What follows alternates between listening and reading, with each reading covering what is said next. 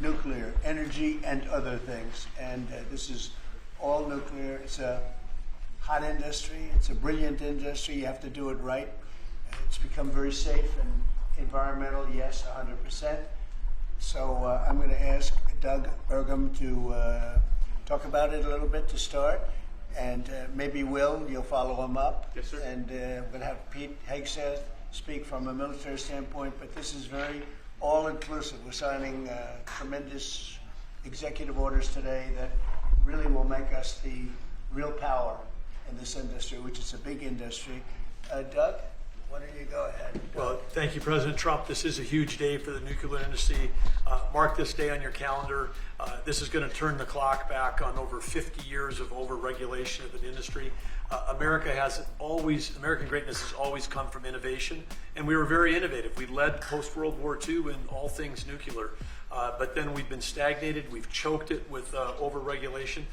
Today, Will is going to walk us through a series of 4 executive orders. Each of these help attack separate issues that have held back this industry. And with us today, we've got a number of CEOs from the industry representing some of our largest nuclear providers, but also a big change. This is a time when capital and competition has finally come to this industry. We've got venture capital, we've got startups coming into all aspects of small modular nuclear, and we've also got an EO that's talking about the importance of us having a secure supply chain of being able to get that fuel load here in the United States as opposed from foreign sources. This has impacts on national security, on our defense, and again, President Trump here today has committed to energy dominance. And part of that energy dominance is that we've got enough electricity to win the AI arms race with China. What we do in the next 5 years related to electricity is going to determine the next 50, because this is the first time in history where electricity can be translated into intelligence. And we need that intelligence for every aspect of our economy, but also for defense. Pete Hegseth in the Department of Defense has been a key part of this, and this is going to help us make sure that we're providing the defense we need, where we need that AI, need the electricity, but also to secure our bases here at home and around the world. Secretary? Sure, I'll just add to that before going to Will. Energy security is national security. If we don't have reliable energy for our basing, for our troops, whether forward deployed or domestically, we're vulnerable. So by having small modular nuclear capabilities, which are rapidly being fielded, that we can use on our bases here and around the world, we're creating an environment where if things happen elsewhere, the military can be relied upon. Also, we're including artificial intelligence into everything we do. If we don't, we're not fast enough. We're not keeping up with adversaries. You need the energy to fuel it. Nuclear is a huge part of that, modular or otherwise. So we're going to have the lights on and AI operating when others do not, faster than everybody else because of nuclear capability. So this is a big game changer for us as well. And we're also talking about the big plants, the very, very big, the biggest. We're going to be doing them also, but we're going to start off a little bit. I think the focus today is the smaller module, but included in this group, we're also doing big plants where needed. They won't be needed too much, but they'll literally be able to do it in an entire state. And you've read a lot about cost overruns in a couple of states that were pretty significant, but we're not going to have cost overruns. And the technology's come a long way, both in safety and cost and everything else. Would a couple of you guys like to talk about your companies and you want to say anything? Joe, why don't you kick it off? Sure. My name is Joe Dominguez. I run Constellation Energy. We have about 25% of the nation's fleet. We're the largest publicly traded nuclear company in the world. We're in the middle of a merger with Calpine, and once completed, we will be the largest electric producing company in the world. About enough power to produce, to cover all of Mexico, actually. I didn't know that. When we talked, you were so modest. I can't believe it. That's normally not said about me, Mr. President. I'm very impressed. Go ahead. So you think it's got a great future? Yeah, well, absolutely we do. And the big change here is not only the technology has come around, but we have some of the largest companies in the world, the hyperscalers, who need this energy for AI, who are now working with us to fund the development and construction of the next generation nuclear. Nuclear is a 24/7 resource. These data centers run 24/7. Some of them will cost $200–300 billion, and they want to run them all of the time. So we can't use intermittent resources. We need something that's always on, 24/7, and nothing does that better than nuclear. The problem in the industry has historically been regulatory delay. Mr. President, you know this because you're the best at building big things. Delay in regulations and permitting will absolutely kill you, because if you can't get the plant on, you can't get revenue, and the interest costs are horrible. We're wasting too much time on permitting, and we're answering silly questions, not the important ones. For example, let me give you an example. In 3 places in this country, we're trying to license new reactors at sites that already have reactors. Yet I have to spend $35 billion at each site just for the NRC to do an analysis that says this is a good place for nuclear. Well, guess what? We've been running nuclear in that community for 4 decades. Why are we even asking that question? I'd rather spend that $35 million, 3 times $105 million, perfecting a design, start building the foundation, and getting going. We need to do this for America. Are we doing something about the regulatory in here? Oh, yes, sir. You are, Because sir. that's going to be a Today big with the factor. signature. Yes, sir. That issue I just described will be addressed in this EO, and many other issues that we don't have time with the president to But cover you say it's today. very, we've contemplated just about everything. Well, this, Mr. President, this Energy Dominance Council that you have created is something I haven't seen in 30 years. It brings together all the pieces of government in one place to expedite the process. Under Secretary Burgum's leadership, this has been an amazing, amazing thing.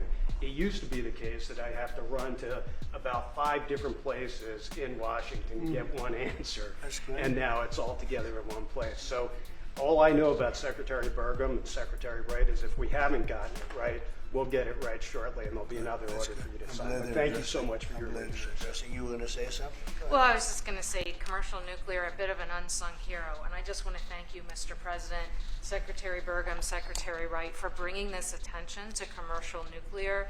We have the largest and most safe fleet right here in the United States. And upon that, we have fantastic innovation that's being brought forward. And it's going to come in all shapes and sizes. And it's going to actually be coming through some of these companies that you see represented here. We're going to have great jobs, we're going to have wonderful energy, and we're going to be ready. So thank you, Mr. President, you. for Very leaning good. in. Appreciate it. Great job you've done, too. Jake? How about talking about your company and the job you're going to do? Yes, thank you, Mr. President. Well, first of all, a little MIT nuclear connection that goes back, I know, familiar for you. So, yeah, we're working on small reactors. I'm Jacob DeWitt, CEO, co-founder at Oklo. Working on small next-generation reactors that take technology America invented, developed, and pioneered and bringing it to the market after it sat on the shelves of history for about 40 years. And it's because of the actions that you're doing today that are going to help unleash that. Changing the permitting dynamics is going to help things move faster. We're seeing private investment flow into this space like we've never seen before. We went public about a year ago, and one of the most successful actually go public outcomes for a transaction like that for a small nuclear company, because the market needs this and wants this. And under your leadership, creating the Dominance Council, I mean, it's hard to overstate the value of that. And nuclear is a manifestation of energy dominance. In fact, a golf ball of uranium metal, which this is not, but it's a golf ball, has enough energy content in it to power your entire life's energy needs. I mean, it doesn't get any better than that. And to get back to building, nuclear uses the fewest materials, right? The least amount of concrete, of steel, of fuel for amount of energy it produces. So it should be the cheapest, the most scalable, the most sustainable, just like you mentioned, Mr. President, about the importance of doing that, right? The physics are on our side, and these things help unleash this innovation to actually realize that. So it's never been more exciting. Very exciting indeed. Go ahead, please. And I'm Scott Nolan, CEO of General Matter. We're an American enrichment company trying to bring back the U.S.'s lead in producing nuclear fuel. So just like car engines need fuel, nuclear reactors need fuel. Right now, the U.S. is completely dependent on other countries to make the key step of enrichment in this fuel. And these executive orders are going to pave the way for the U.S. to regain its lead. So we really appreciate it. Will you be doing the AI plants? Because we have a lot of them going up now, and or soon going up, and they need tremendous electricity. Are you going to be involved in many of these plants? Yes. Will a lot of them be using nuclear, or some are using oil and gas, some are using different things? But Many of them will be, I think. it just makes a lot of sense. Nuclear is a perfect solution, and that's where most of them are interested. Good luck. Thank you. That'll be great. It's going to be, yes. Okay, Will, please. The first executive order we have for you relates to the issue that Secretary Hegseth was speaking to, which is the need for incredible amounts of power at defense installations and also in AI-focused installations. What this executive order will do is speed up the approval and adoption process for specialized nuclear reactors at these sorts of sites. It also involves the Department of Energy making available the necessary fuel stock. It also creates a special envoy position and a strategy around nuclear technology export, the idea being that we can grow American industry on the back of foreign purchasers who are interested in this sort of technology as well. I'm just thinking, as you say that, I just said, what about auto pens? Could I use an auto pen? What did Biden do? Did he have an auto pen at the desk? Nuclear powered. No, he didn't do events like this. Yeah, he used nuclear power. You know, he didn't do events like this, I guess. It's all right. Otherwise, you walk into the other side of the room, have an auto pen sign it, right? Here it is. It's phase one. Very big phase, very important phase.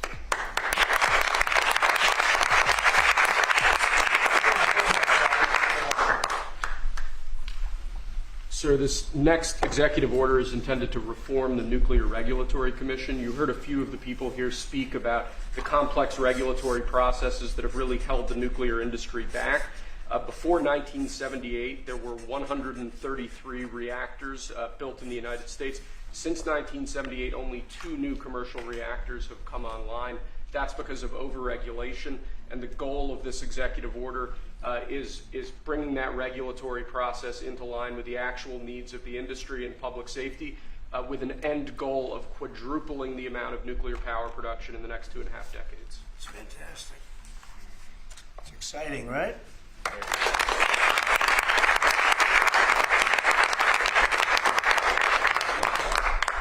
There you go.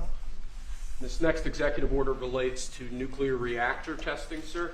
The degree of overregulation and governmental inaction in this space in particular has had the effect of throttling development of new, highly modernized nuclear reactors that could really revolutionize the field of nuclear power generation.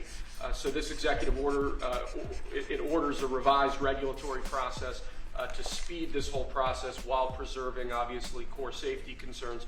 It also creates a new pilot program with an expectation that we will have 3 new experimental reactors online by July 4th next year. Amazing. That's exciting.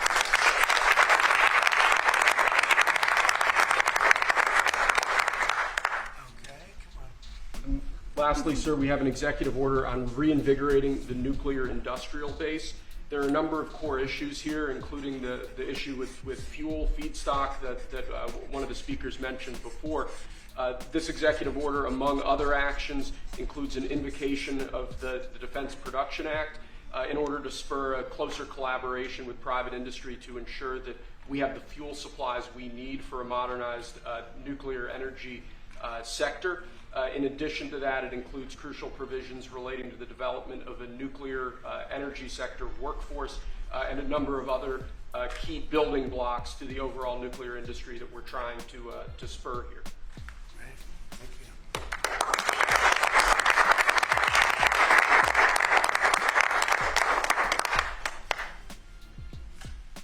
And we have one more for you here, sir. This doesn't directly relate to nuclear energy, but it's on a similar subject. This executive order is entitled Restoring Gold Standard Science. One of the issues that we've had in recent decades is that government policy has been made on the back of junk science, scientific studies and findings that have included conflicts of interest or scientific misconduct.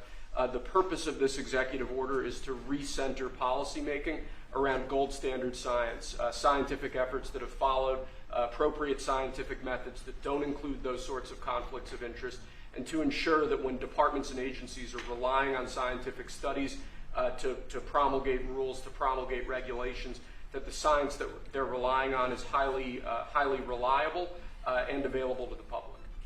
He did a very good job, didn't he? It is. How many people here could have done that? I don't know. I think a lot. Thanks. Good job, Will. Thank you, Mr. President.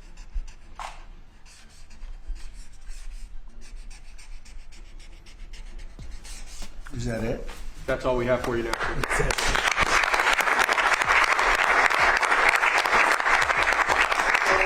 We have Any questions for these brilliant people? They are brilliant people, actually. Mr. President, on nuclear, sir, a lot of the concern over the years that's helped the nuclear industry back has been on safety. Are you satisfied with those safety concerns? Yeah, we are. It's become a very safe, actually it's become very safe, and tremendous work's been done on that, more than anything else, and it's really the automatic shutoffs. There's so many different things that they have now that they would have never had. You know, my uncle was a great nuclear person years ago, and that was a different, if you would have asked that question, probably it would have been a much different answer. But they have tremendous shut-off power and other powers that, and very redundant, as I understand it, like at a level that nobody's ever seen before. So it's safe. And we're going to do a lot of the small ones, and we're going to do some of the big ones. But yeah, very safe and clean. Mr. President, on Apple. Let's keep it on this for a little while. Let's keep it on the nuclear, and then if you want to ask something else, which you might, we'll do that. On nuclear, Mr. President. Yeah, please. What do you say to folks who are concerned that speeding up licensing or even doing fuel processing raises safety and proliferation? Yeah, we're going to get it very fast, and we're going to get it very safe, and we're going to get the people in and out, and they're going to do plants. In many cases, they'll do 3 or 4 smaller ones and put them together. That's what France has done. France has done a good job of this for years, and they, as I understand it, they had basically one plan, and if they needed more, they'd do 3 or 4 or 5 of them. I don't know, we have to go that far, but you know, there's something about building one big one. But we'll build the big ones too. We're going to have, I think I would say we'll be second to none, because we're starting very strong. But it's time for nuclear, and we're going to do it very big. Yeah, please. Mr. President, what about the European Union? You said that negotiations are going nowhere. Where are the kind of points where they're they're slow moving?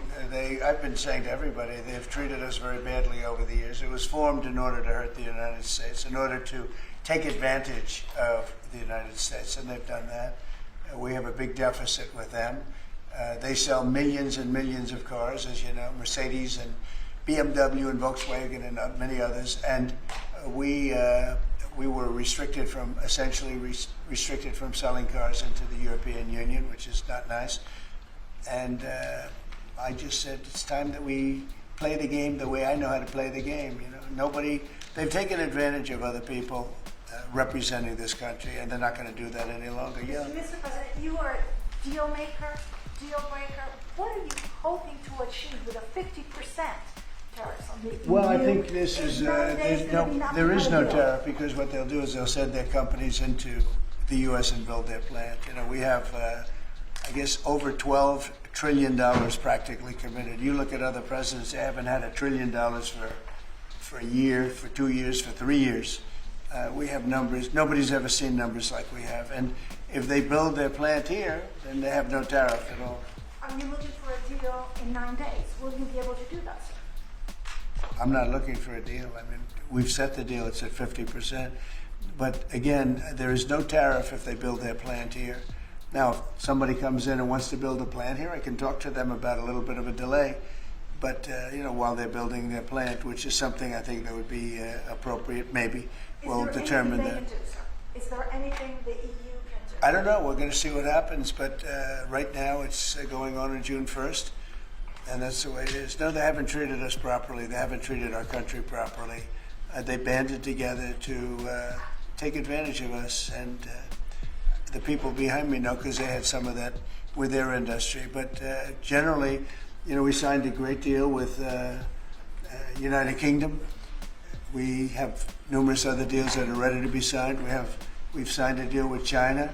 We have some really amazing deals, but the European Union, I mean, the sole purpose was really not to hurt us, but to take advantage of us, and we're not going to be taking Mr. advantage. Mr. President, on Apple, you said this morning that if they don't make their iPhones in the U.S., you're going to hit them with a 25% tariff. Right. Do you have the power to tariff one single company, and why would you No, want to it'll hurt be an more. American company in that way? It would be more. It would be also Samsung and anybody that makes that product. Otherwise, it wouldn't be fair.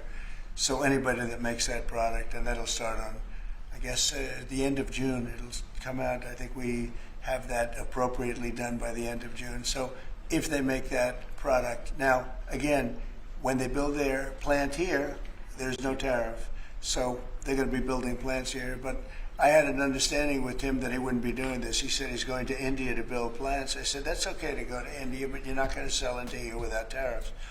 And that's the way it is. Yeah. Why would you live in America? What makes you confident, sir, that Apple can build in the United States at a price that American consumers? Oh, they can. No, they can. And a lot of it's so computerized now. These plants are amazing if you look at them, but they can do that. And actually, as you know, Apple's coming in with $500 billion. So are the chip companies. We have all of the chip companies coming in. The biggest, $500 billion, $200 billion, $250 billion they're spending.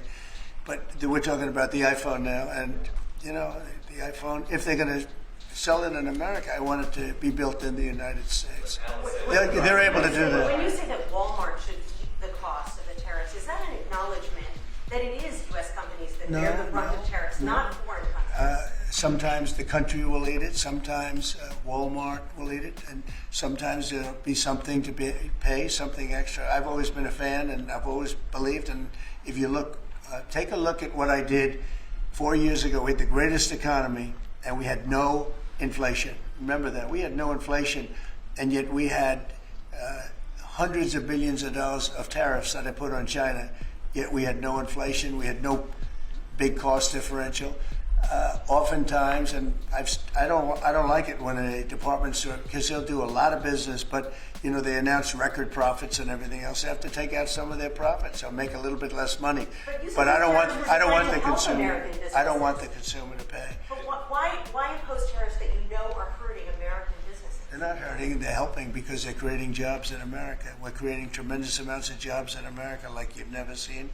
We're having investment in America. We're not getting ripped off by every country in the world. We've been ripped off by every country in the world. They're making their product. They sell it. They don't give our people the jobs. They make them with other countries' jobs. And we will have something that nobody will ever see again, I think. I think we have a potential to do numbers that we never envisioned in the wildest year. Look at what's happening. 10 to 12 trillion dollars in literally a couple of months. It's nothing like that's ever happened. It's we're doing a very special thing. We want, if they're going to sell it here, generally speaking, not for all products. There's some products we don't want to make. And frankly, we're much better off getting them elsewhere. But for certain products, we want cars. We want to make cars. We don't want to have, and I like Canada very much, but we don't want to have Canada making our cars. We want to make our cars. Oh, it's a phone call. Do you mind? Hello? Okay, it's only a congressman. I'd let you know, actually. Mr. President, are you considering stopping other universities from taking foreign students? It's a different congressman. They're all congratulating us. Yeah, it's lucky it is. Okay, let's go. Are you considering stopping other universities besides Harvard from accepting foreign Well, we're students? taking a look at a lot of things. And as you know, billions of dollars has been paid to Harvard.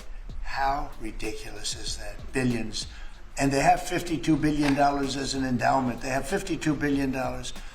And this country is paying billions and billions of dollars and then gives student loans and they have to pay back the loans. So Harvard's going to have to change its ways. And so are some others. Mr. President, on that note, a lot of CEOs in the United States, big companies, are foreign. What is that going to do? I'm fine with that. No, I'm fine with that. Competitive. No, Competitive. we want to do that. We're actually going to be doing something in the near future that's going to make it possible for people to come into this country and come in and have a road toward citizenship. And I think it'll be very exciting, but it's too soon to speak. You don't think that banning students? want the best and brightest from around the world to I do. come to Harvard? I do, but a lot of the people need remedial math. Did you see that? Where the students can't add 2 and 2 and they go to Harvard. They want remedial math and they're going to teach remedial math at Harvard. Now, wait a minute. So why would they get in? How can somebody that can't add or has very basic skills, how do they get into Harvard? Why are they there? And then you see those same people picketing and screaming at the United States and screaming at, they're anti-Semitic or they're something. We don't want troublemakers here. But how do people that can't, when Harvard comes out with a statement that they're going to teach some of their students remedial math. That's basic math.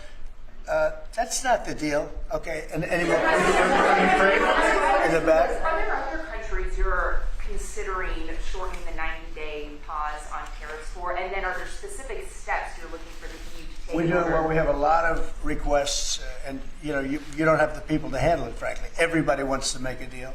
I'm sure now the European Union wants to make a deal very badly, but they just they don't do it right. They don't go about it right. The other thing they do is they sue our companies all the time.